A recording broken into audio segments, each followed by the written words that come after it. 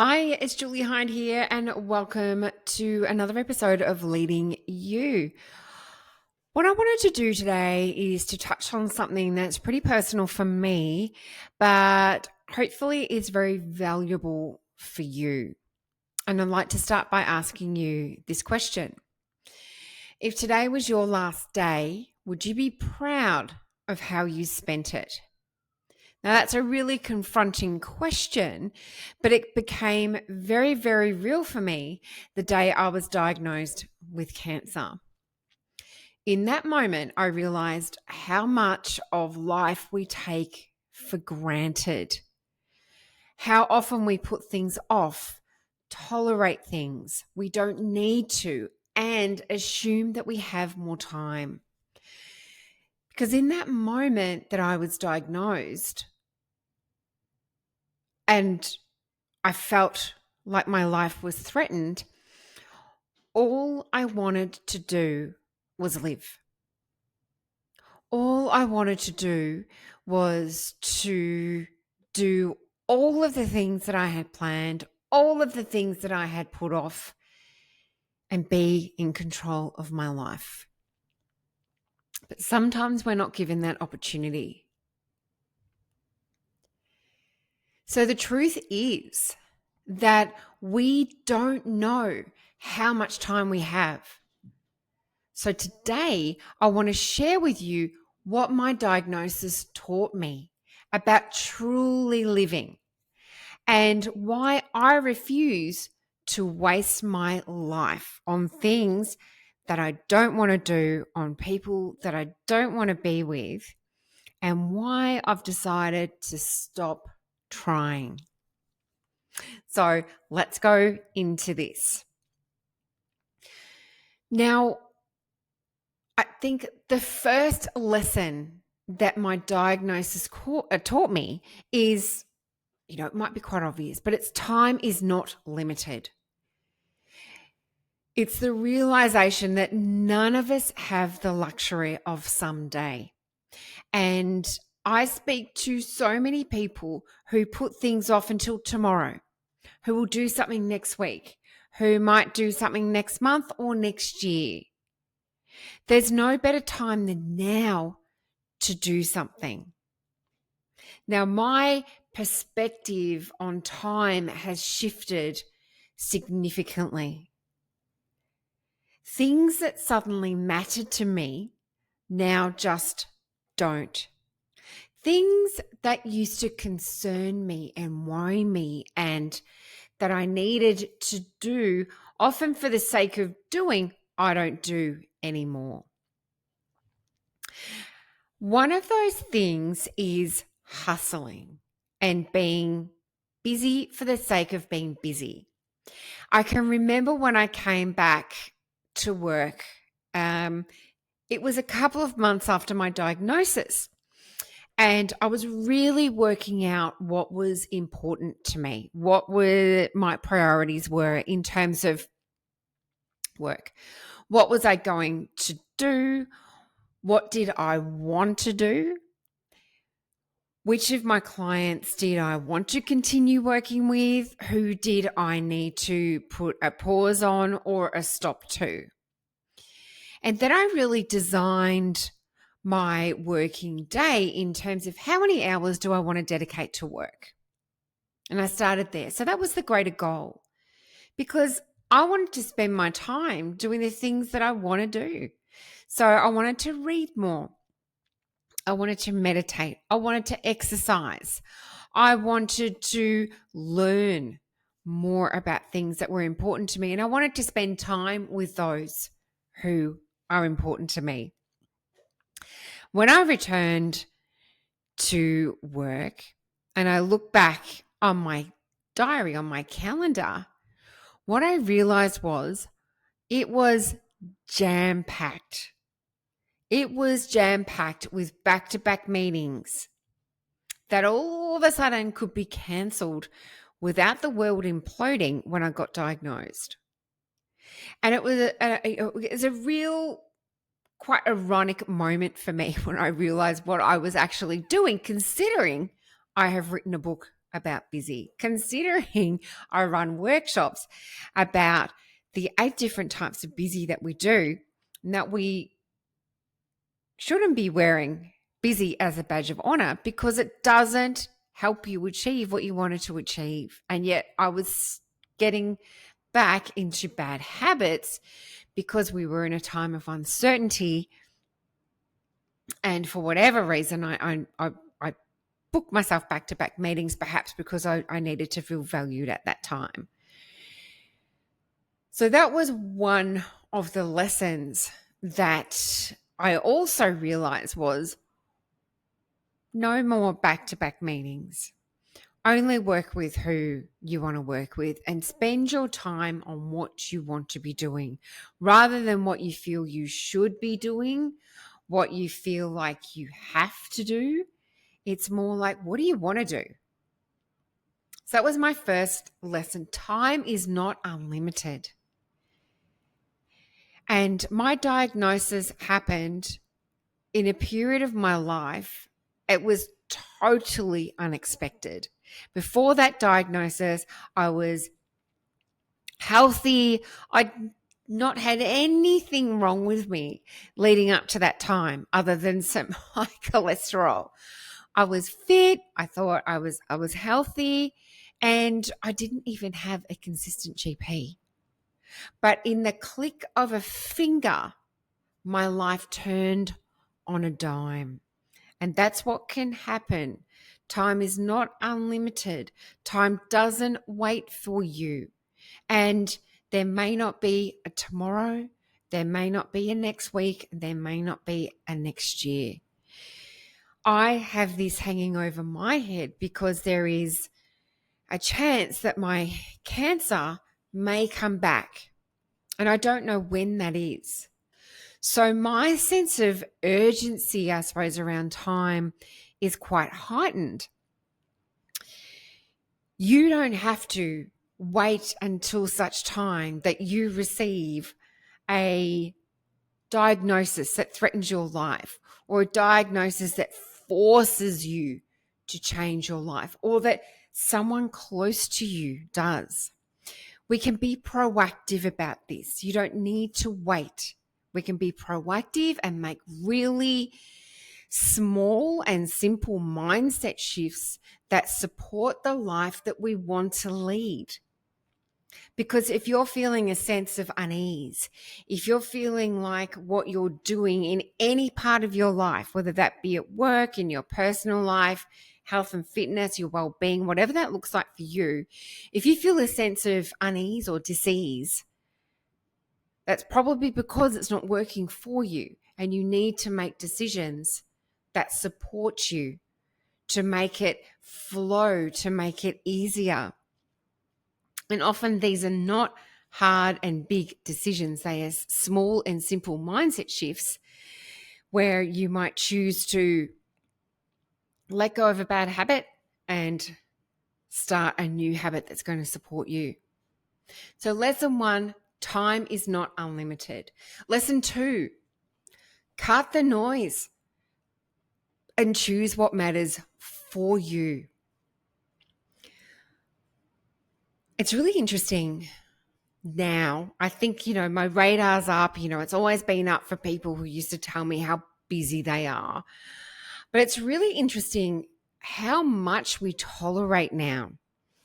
And I think that, the uncertainty out there in the marketplace, the fact that change is constant, the cost of living crisis that is happening right now, really across the world. I think it's forcing a lot of people to tolerate things that they don't like, particularly within their workplaces. So tolerating a job that they don't love anymore, tolerating a workplace that doesn't support them, that doesn't support their mental health, that doesn't support their well-being, that doesn't value their strengths and the opportunity. People are also tolerating other people. They're putting up with people who are energy drainers rather than surrounding themselves with people who really lift them up, who support them, who are cheerleaders for them. They complain about it, but they won't do anything to change the situation. People are tolerating expectations. So the people pleasers out there who tolerate other people's expectations that are placed on them, that takes them away from what they're wanting to be doing or what they love. So they're really busy meeting the expectations of others, people pleasing, rather than doing things that are in alignment with their priorities and their values.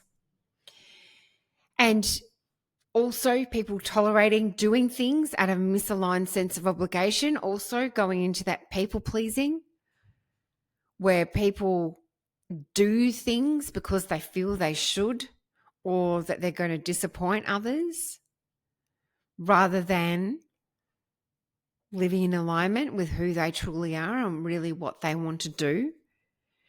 And this is all about living out of alignment with your values. And when you're tolerating things, it's not a healthy for you and your mental health and your well-being. It's negative energy that is festering within you.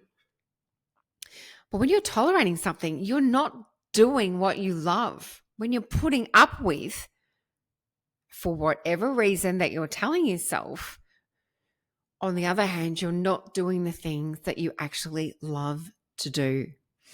And once I received, that diagnosis, I went through a whole process of really defining my priorities. What are the top 3 things that are really important to me? And of course, health is now number 1, but it's truly number 1. And I make very clear-cut decisions around my health now. And it's so much easier once you get really, really clear of what your top priorities are. And this really changed how I led, how I, made choices, and what I said yes to and what I say no to. Sometimes I didn't want to say no to things, but because I need to, and I want to live in alignment with my top priority, with my top value of health, it made it so much easier because I knew the purpose for saying no.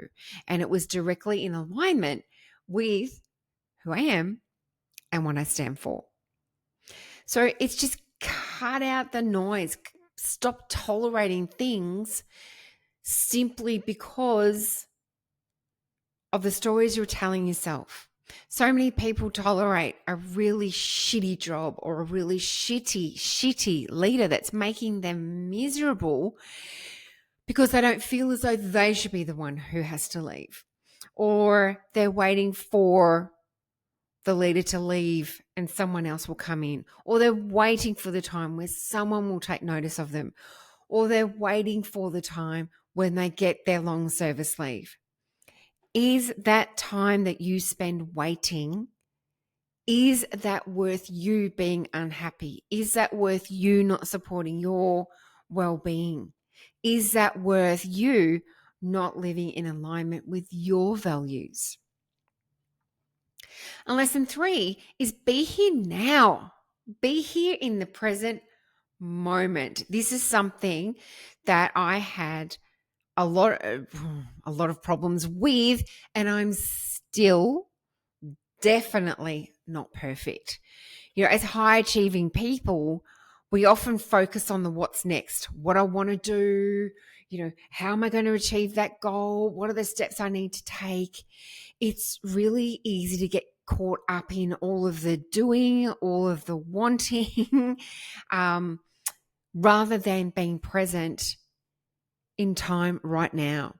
And what I noticed when once I was diagnosed, once I was able to get out there and exercise again, is I really noticed how blue the sky is.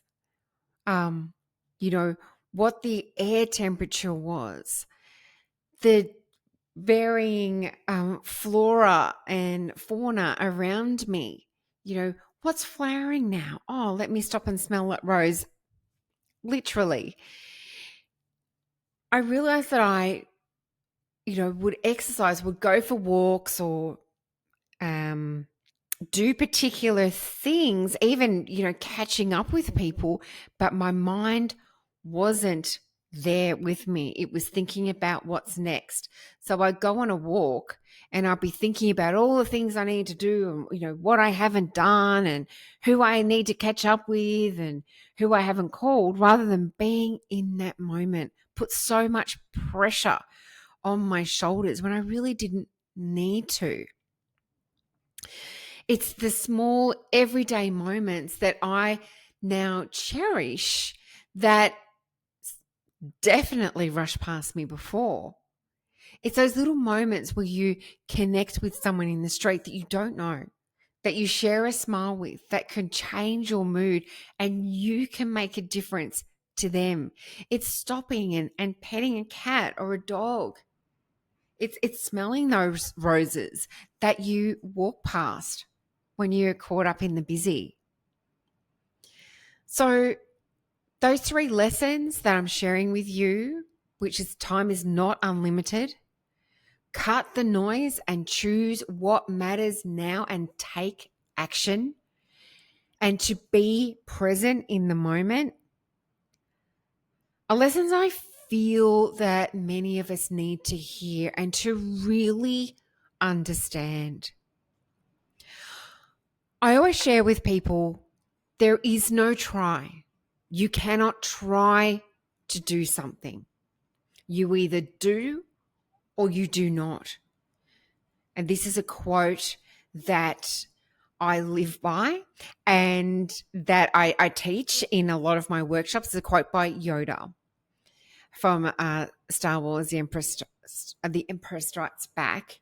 And I think that's something that people need to really realize. You're either going to do something or you're not going to do it, but own your decision. Own it. And remember that tomorrow may not come. We need to really value the time that we have right now. So in closing, perhaps if I hadn't been diagnosed, I may not have come to these realizations. And as I said before, what I would love for you to consider now is to be proactive. Don't tolerate things. Make a choice to live a life that you truly love. And consider, what are you waiting for? Is that a valid thing that you're waiting for? Is that a valid choice that you're making? Is it a valid decision? Or is it a decision where you are escaping? You are not wanting to confront a situation? And what's one change you can make today to stop wasting your life? To stop tolerating what you don't want to tolerate and live for the now. So thank you for tuning in, as always, to Leading You. I hope that this has been helpful for you, and that I hope it's just a little reminder that you might, put on replay every quarter or so to really sit down and reflect on those questions and really consider, am I living for today? Am I living for the moment? Am I putting off too much? Am I tolerating too much? Am I letting people, take my energy rather than fueling and supporting myself? Because you are the most important person in your equation, regardless of your situation. You need to look after you. And hopefully I can be your cheerleader in doing that. So thank you for listening. I would love you to share this episode and also rate and review it. So thanks again for listening, and I'll see you soon.